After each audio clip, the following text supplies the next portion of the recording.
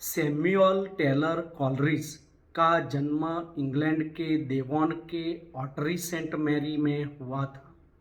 उनके पिता चर्च के वाइकर, विद्वान पादरी तथा किंग्स स्कूल के हेडमास्टर थे। इनकी शिक्षा दीक्षा क्राइस्ट चिकित्सालय तथा कैम्ब्रिज में हुई। वे एक अंग्रेज कवि, दार्शनिक व स्वच्छंदतावादी लेखक थे, जिन्होंने अपने मित्र विलियम वर्ड्सवर्थ के साथ मिलकर इंग्लैंड में स्वच्छंदतावादी आंदोलन की शुरुआत की और लेक पोएट्स की स्थापना की। कॉलरिज अंग्रेजी कविता की स्वच्छंदतावादी धारा के प्रमुख कवियों में से थे। आलोचना के क्षेत्र में कॉलरिज का एक महत्वपूर्ण योगदान उनके द्वारा कल्पना शक्ति का विवेचन है। कल्पना को दर्शन तथा काव्य के साथ पहले से जोड़ा जाता रहा है, परंतु कॉलरिज ने इसका विस्तार से विवेचन किया और इनका कल्पना सिद्धांत प्रसिद्ध है। कॉलरिज कवि के साथ ही दर्शन और मनोविज्ञान के ज्ञाता भी थे। साहित्य समीक्षा को दर्शन और मनोविज्ञान से जोड़कर कॉलरिज ने नई समीक्षा प्रणाली विकसित की। पाश्चात्य काव्य चिंतन में कुसुम भाटिया और निर्मला जैन लिखते हैं कि वस्तुतः कॉलरिज के चरित्र और व्यक्तित्व में कवि, समालोचक और दार्शनिक इस प्रकार घुले मिले थे कि तीनों ही पक्षों का एक दूसरे पर प्रभाव पड़ना लाजमी था। उनकी सर्वाधिक चर्चित कृति बायोग्राफिया लिटरेरिया 1817 में प्रकाशित हुई, जिसमें काव्य सृजन प्रक्रिया तथा कवि प्रतिभा की गहन व्याख्या और कल्पना सिद्धांत का प्रतिपादन किया गया। उनका कल्पना सिद्धांत पश्चिमी काव्यशास्त्र में आज भी मील का पत्थर है। सत्यदेव मिश्र पाश्चात्य काव्य चिंतन में लिखते हैं कि पाश्चात्य काव्यशास्त्र के इतिहास में सहजात प्रतिभा के धनी, सूक्ष्मदर्शी एवं आध्यात्मिक अंतर्दृष्टि संपन्न कवि, आलोचक कॉलरिज का स्थान मूर्धन्य है। संभवतः वही प्रथम अंग्रेजी आलोचक है जिनकी साहित्यिक आलोचना की आधारभूमि दर्शन शास्त्र है। कॉलरिज कविता की परिभाषा देते हैं कि कविता सर्वोत्तम शब्दों का सर्वोत्तम क्रम विधान है और गद्य शब्दों का सर्वोत्तम क्रम विधान है। अतः वे गद्य और कविता में अंतर मानते हैं। कॉलरिज इंग्लैंड तथा विदेशों में भी कई स्थानों पर घूमे और रहे, अनेक व्यक्तियों के संपर्क में आए। इंग्लैंड में इनका अत्यंत घनिष्ठ संबंध पहले कवि रॉबर्ट सदी तथा आगे चलकर विलियम वर्ड्सवर्थ के साथ रहा। दोनों ही के साथ उन्होंने सहयोगी लेखन किया। वर्ड्सवर्थ के सहयोग में कॉलरिज ने 1798 ईस्वी सन में लिरिकल बैलेड्स नामक काव्य संग्रह की रचना की। अंग्रेजी काव्य जगत में आज भी कॉलरिज का विशेष स्थान है। अंग्रेजी के आलोचकों में वह पहला व्यक्ति है जिसने काव्य और दर्शन के अटूट संबंधों की बात आग्रहपूर्वक कही। उनकी मूल अवधारणा यह है कि काव्य और तत्वचिंतन एक दूसरे के साथ गहरे जुड़े हुए हैं। कॉलरिज के अनुसार कविता रचना वह प्रकार है जो वैज्ञानिक कृतियों से इस अर्थ में भिन्न है कि उसका तात्कालिक प्रयोजन आनंद है, सत्य नहीं। कॉलरिज ने गद्य और पद्य में कई पुस्तकों की रचना की है। कॉलरिज ने काव्य प्रयोजन, सौंदर्य विवेचन, आदर्श कवि के गुण आदि पर विस्तार से चर्चा की है, लेकिन उनके कल्पना संबंधी विचार विशेष महत्व रखते हैं। उन्होंने काव्य सृजन के प्रसंग में कल्पना को सर्वोपरि महत्व दिया। उनके विचारानुसार कल्पना एक ऐसी शक्ति है जिसकी सहायता से सत्य के किसी आधार के न होने पर भी नए प्रतिरूपों का निर्माण किया जा सकता है। कॉलरिज लिखते हैं, पूर्व अनुभूतियों की पुनर्योजना से अपूर्व की शक्ति को कल्पना कहते हैं। वर्तमान का अवगहन करने वाली स्मृति तथा अनागत का वहन करने वाली कल्पना होती है। मनुष्य और पशु में यही सबसे बड़ा अंतर है कि मनुष्य तो कल्पना की तुलिका से मनचाही सृष्टि बना सकता है, लेकिन पशु नहीं बना सकता।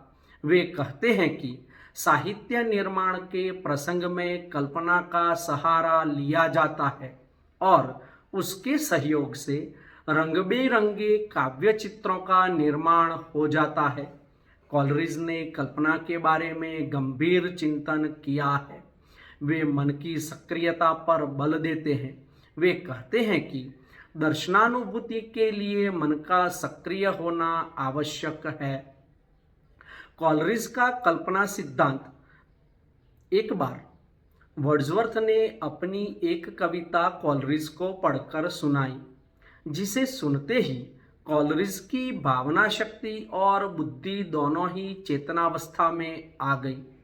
उसे केवल सौंदर्य का ही प्रत्यक्षीकरण नहीं हुआ, बल्कि सत्य का भी प्रत्यक्षीकरण हुआ। कॉलरिज को लगा कि भावों और बिंबों को मनमाने ढंग से एकत्रित करने से ऐसा नहीं हो सकता। यह तभी संभव है जब उन दोनों का समन्वय हो, उसमें हृदय स्पर्शता और सुबोधता के गुण हो। वस्तुतः वर्ड्सवर्थ ने अपनी उस कविता में संस्कारों, बिंबों, प्रत्ययों आदि का अद्भुत प्रतिभा शक्ति से एकत्रीकरण किया, तभी उसमें लौकिक चमत्कार आ गया। कॉलरिज का विचार था कि जिस शक्ति ने यह अलौकिक विचार पैदा किया, वही कल्पना कही जा सकती है। यह बुद्धि और हृदय, बहिर्जगत और अंतर्जगत, परिचित और नवीन, अंतर्वेग और संयम, अवधारणा और भाव, प्रत्यय और बिंब आदि का समन्वय करती है। कॉलरिज के मतानुसार कल्पना ही प्रतिबोधन तथा बोधन की उस खाई को पाटती है जिसे करने में बुद्धि असमर्थ होती है। इस कल्पना शक्ति में प्रकृति के शाश्वत और सुंदर रूपों को प्रकट करने की शक्ति आ जाती है। कॉलरिज के मतानुसार कल्पना सिद्धांत की दो प्रमुख विशेषताएं हैं। एक, समन्वयकारी रचनात्मक शक्ति और दो, सौंदर्य निर्माण शक्ति। कॉलरिज के मतानुसार कल्पना वह मानसिक शक्ति है जिसके द्वारा विभिन्न तत्वों का एकीकरण होता है। वह एक समन्वयकारी शक्ति है और किसी विषय के विभिन्न पक्षों को एक संश्लिष्ट अनुभूति के रूप में डालती है, जिससे वे पक्ष घुल मिलकर एकाकार हो जाते हैं। कॉलरिज ने ब्रह्म और प्रकृति का विवेचन भी कल्पना सिद्धांत के अंतर्गत किया है। कॉलरिज एक दार्शनिक और तत्ववेत्ता थे। कॉलरिज का कल्पना सिद्धांत दर्शन और तत्वचिंतन पर आधारित है। उनका विचार था कि संसार के सभी पदार्थ ब्रह्म के विषय या विचार है। यह संसार उसी की प्रतिमूर्ति है। ब्रह्म कल्पना बाह्य प्रकृति को ब्रह्म के सामने रखती है। यह संसार उसी ब्रह्म की कला है। मानव चेतना विश्व चेतना के अनुसार है। जैसे ब्रह्म कल्पना बाहरी प्रकृति को ब्रह्म मन के सामने रखती है, उसी प्रकार से मानव कल्पना प्रकृति के क्षेत्र को मानव मन के सामने लाती है। यह संसार ब्रह्म का आत्मज्ञान है तो मानव का संसार मानव का आत्मज्ञान है। इस आत्मज्ञान का मूल कारण कल्पना ही है। इस कल्पना को कॉलरिज ने प्रथम कल्पना कहा है। यह कल्पना प्रत्यक्षीकरण के अलावा और कुछ नहीं है। यदि संसार भगवान का प्रत्यक्षीकरण है तो मानव जगत मानव का प्रत्यक्षीकरण है। ब्रह्म के विचार संसार में विद्यमान है और संसार के पदार्थ उनको प्रतिबिंबित करते हैं। इसी प्रकार से मनुष्य के विचार मनुष्य जगत में प्रवेश करते हैं और मनुष्य के क्षेत्र में उपस्थित पदार्थ उसके विचारों को प्रतिबिंबित करते हैं। अतः कॉलरिज का कल्पना सिद्धांत मानव कल्पना को ब्रह्म कल्पना का प्रतिरूप मानता है। कल्पना एक अलौकिक प्रेरणा है, ईश्वरीय सृजना शक्ति की सगी बहन है। अतः जो कार्य ब्रह्म कल्पना करती है वही मानव कल्पना करती है। अंतर केवल विस्तार का है। ब्रह्म कल्पना व्यापक, अनंत और असीम है, लेकिन मानव कल्पना अपेक्षाकृत अल्प और सीमित है। इस प्रकार कॉलरिज ने अपनी कल्पना संबंधी अवधारणा के पीछे ब्रह्म और जगत का तात्विक विवेचन किया। इस संबंध में वह कहता है कि प्रकृति में आदर्श और प्रतीकात्मक अर्थ विद्यमान है। कल्पना द्वारा ही हम उन्हें देख सकते हैं। इस संबंध में वह यह भी कहता है कि जड़ पदार्थों को देखकर कवि के मन में अनेक भाव पैदा होते हैं। उदाहरण के रूप में चांद, सूर्य, कमल, तालाब आदि को देखकर कवि के मन में अनेक कल्पनाएं उत्पन्न होती हैं। इस प्रकार जब जड़ चेतन का प्रभाव पड़ता है तो काव्य रचना होती है। कल्पना के प्रकार दो हैं। मुख्य या प्राथमिक कल्पना, जिसे कॉलरिज ने प्राइमरी इमेजिनेशन कहा है। दूसरा गौण कल्पना, जिसे कॉलरिज ने सेकेंडरी इमेजिनेशन कहा है। कॉलरिज ने आत्मा और जगत को आत्मा और सत्ता का एक रूप माना है। ऐसा करके वह ब्रह्मवादियों का समर्थन करता है। जहां ब्रह्मवादी आत्मा और जगत की भिन्नता का कारण माया को मानते हैं, वहां कॉलरिज कल्पना को मानते हैं। कल्पना के कारण एक ही चेतना खंड खंड रूप में दिखाई देती है। वह मानव मन में मानसिक संसार को उत्पन्न करती है। कल्पना मानव ज्ञान की सजीव ताकत है और समूचे मानव प्रत्यक्षीकरण का मुख्य साधन है। यही कल्पना विषय और विषय को अलग अलग मानकर चलती है। हम इंद्रियों द्वारा जो कुछ जानते हैं, कल्पना ही उसमें व्यवस्था उत्पन्न करती है और हमारे अव्यवस्थित ज्ञान को व्यवस्थित करती है। इस संबंध में कॉलरिज ने गुलाब के फूल का उदाहरण दिया है। वे कहते हैं कि जिसका रंग, कोमलता, गुण और स्वाद सभी अलग अलग है, लेकिन कल्पना इनको व्यवस्थित करके उसे गुलाब का नाम देती है। विशिष्ट कल्पना केवल कवियों और कलाकारों में पाई जाती है, आम लोगों में नहीं। विशिष्ट कल्पना प्राथमिक कल्पना की प्रतिध्वनि है। इसी के द्वारा कवि बाह्य संसार की कल्पना करता है और पुनः सृजन करता है। इसी की सहायता से कलाकार या कवि बाहरी जगत को पूर्णता प्रदान करता है। यह कल्पना अनेक विषयों में एक सूत्रता उत्पन्न करती है, विषयी और विषय को जोड़ती है, भिन्न भिन्न बिंबों को व्यवस्थित करती है। कल्पना द्वारा प्रकृति का पुनः सृजन। कवि या कलाकार मात्र प्रकृति की नकल नहीं करता, ऐसा करना व्यर्थ है। ऐसा करने में कवि की हार है। कलाकार अपनी भावना के अनुसार प्रकृति का पुनः सृजन करता है। इस पुनः सृजन से उसकी आत्मा आनंदित होती है।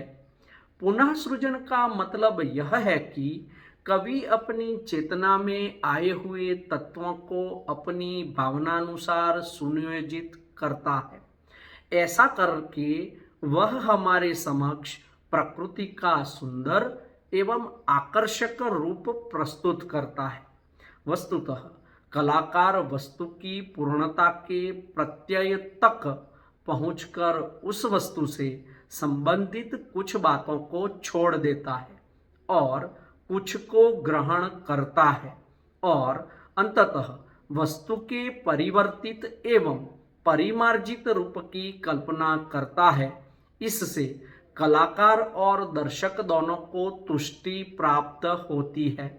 इससे स्पष्ट होता है कि कल्पना वह मानसिक शक्ति है जिसके द्वारा विभिन्न तत्वों का एकीकरण व समन्वय होता है और विभिन्न पक्षों का संतुलन होता है। प्रकृति के अंधानुकरण का कॉलरिज विरोध करते हैं। कॉलरिज ने प्रकृति के अंधानुकरण का सर्वथा विरोध किया है।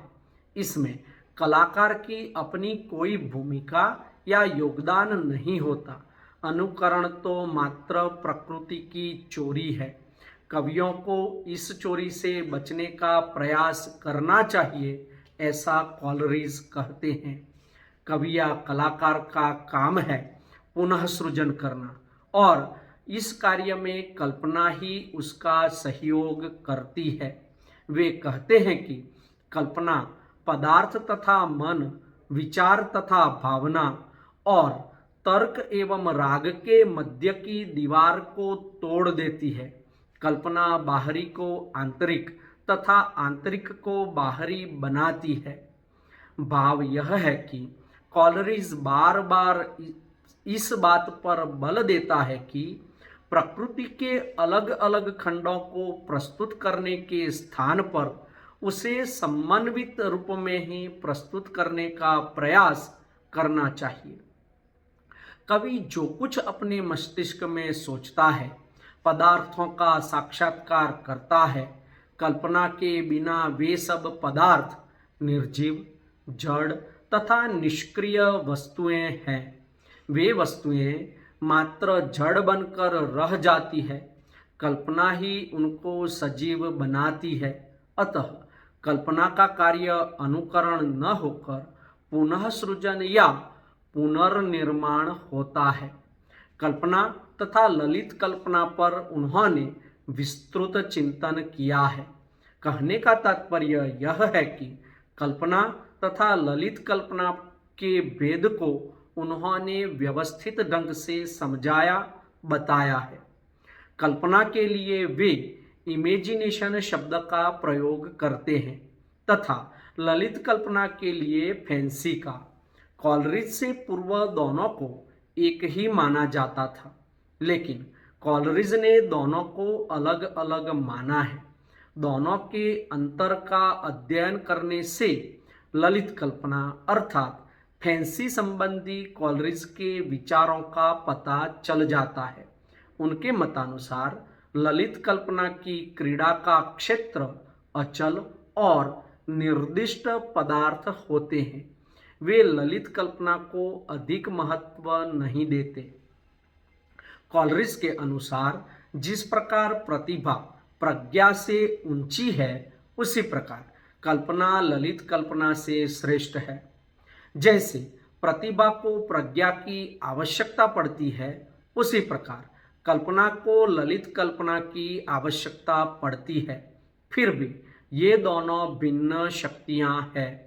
कल्पना विभिन्न पदार्थों में एकीकरण और सामंजस्य करती है, लेकिन ललित कल्पना केवल संयोजन करती है।